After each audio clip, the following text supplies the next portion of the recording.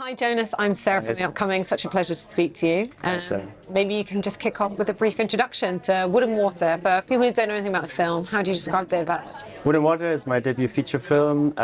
It's about an older woman who enters retirement. She lives by herself in the Black Forest, lingers on the past. Her children have left, and she decides to sort of face this void of retirement and this loneliness by traveling to Hong Kong where her son lives and by trying to reconnect with him, but also to give her life in a later chapter a new adventure.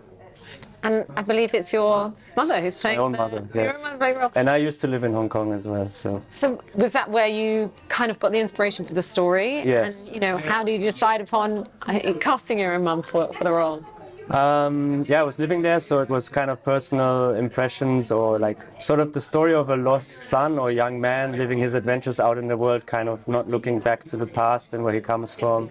These were questions that were on my mind and that inspired sort of to make the film. But then I found the perspective of the mother a lot more interesting. I wanted to learn something from that perspective, and also just, you know, I never wrapped my head around what my mother's I was talking to my mother and we had a connection, but just what it means to, you know, leave work, enter, you know, the autumn of your life, and your children are, you know, live by yourself. So I decided to tell it from that story, and to work with her was good fun. It was really difficult in the beginning to kind of, you know, just make her an actress, but we spent a lot of time rehearsing, and I wrote a script that was really not much like the script or like the film itself in the end, but just to have something to rehearse with and just to get in the flow of working and what it means to be in front of the camera, and, you know.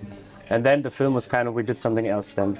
It's kind of more documentary, more improvised, more on the go. So it's a mix of documentary and fiction. And were there any challenges along the way? Like, you know, how did that change your relationship perhaps with your mother? Kind of having to shift into kind of, I guess, a professional relationship, you know, from instead of a familial one? It was not a professional relationship, I would say.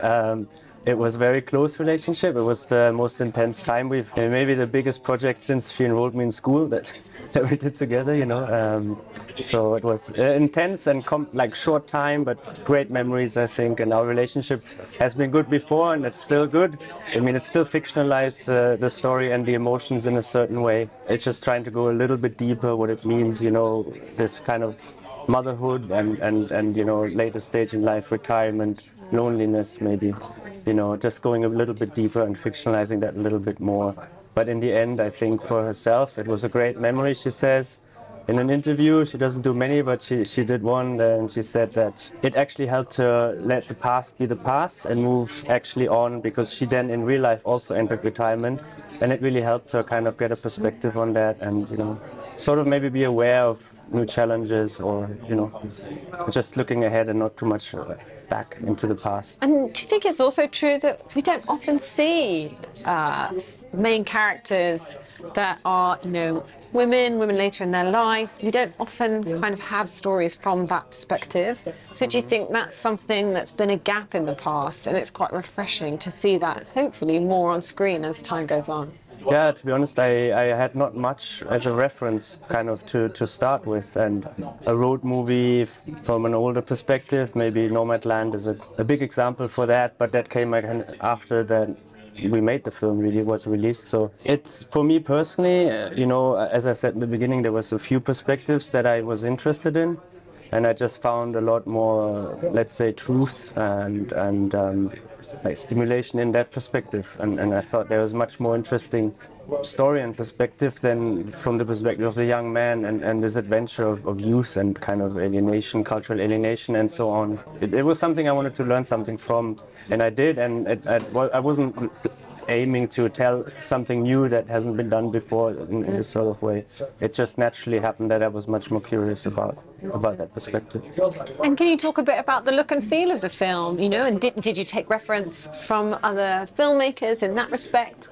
And, you know, kind of mixing genres, I suppose, in some ways. Yeah, it's kind of part road movie, you know, part kind of travel log, or, you know, something like this. I mean, I have my heroes, and I think subconsciously their images are imprinted in my mind, so I tend to follow, you know, Angela Chanelek, I admire Jonas Bak, Apichatpong Sittakul, Simon Yang from the Asian side. So I think that's really what I'm drawn towards. What I like in cinema is It's a slower, more meditative pace, and also a story that's only hushed over atmosphere and over mood and images really. And so the visual style we shot on 16mm. It's quite photographic in a way. It's kind of fixed positions, fixed framings, as if I was taking a picture, because it's about memories.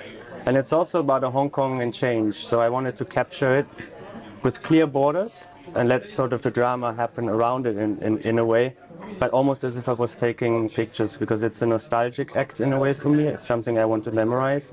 And when the camera moves, for example, to me that means it wants to move on, it wants to let go, but it doesn't want to capture or freeze something in a way. So there's only one part of the film which is flowing, and that's between, let's say, the past and the future in Hong Kong. And so that's the only bit that's really like a road movie, where the camera actually moves and the mother moves through the tunnel into this Hong Kong. And otherwise it's really like a photo album of memories.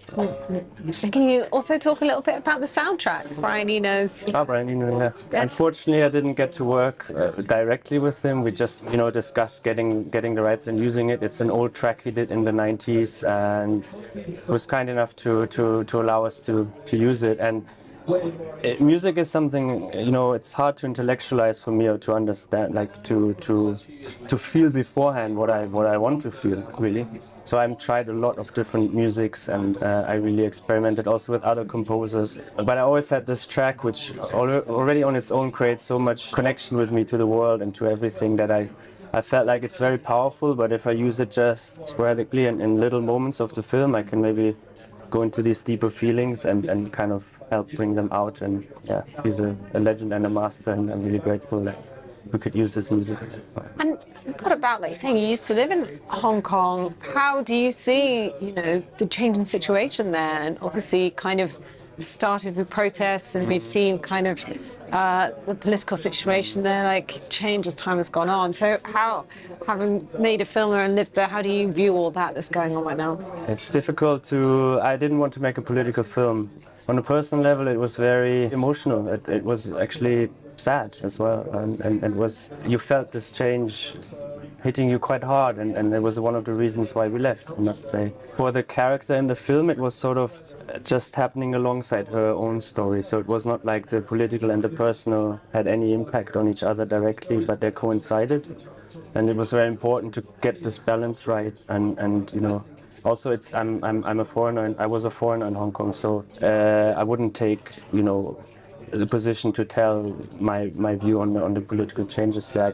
I was just observing and kind of soaking up this energy of thousands of people on the street and for basic human rights, and this kind of rubs off on you, and this rubbed off on the character, and I think it helped shape the film in a way, maybe towards a sort of positive feeling towards the end, and a bit of a hopeful feeling. Yeah, as I said, I didn't want to use these protests really for any dramatic tension, and it's also that we had planned to make the film, and it was always going to be a film about a mother reconnecting with a child in a foreign culture, but it was not planned that the protests just happened to kick off, and we had to work around them. So I tried to keep an authentic view as much as possible. And then just very finally, how does it feel to have the film here at London Film Festival, and what do you hope the reaction to be? We haven't screened yet, so I'm still super excited. It starts tonight, and I've lived here in London, so it's really also for me a walk through memory lane a little bit. We left before Brexit, and then Brexit happened, and then the pandemic happened, so the world has kind of changed. And now to be back in London is really, really nice, and yeah, I'm really looking forward. And it's a great festival. It's an honor to be showing a film here that's so personal, and I can't wait for the audience's reaction. And it's quite a nice feeling to share something so personal and to see how people maybe in different parts of the world resonate with it. Amazing. Well, thank you so much for sharing all that with us, and enjoy the rest of the festival and screening your film. Thanks a lot.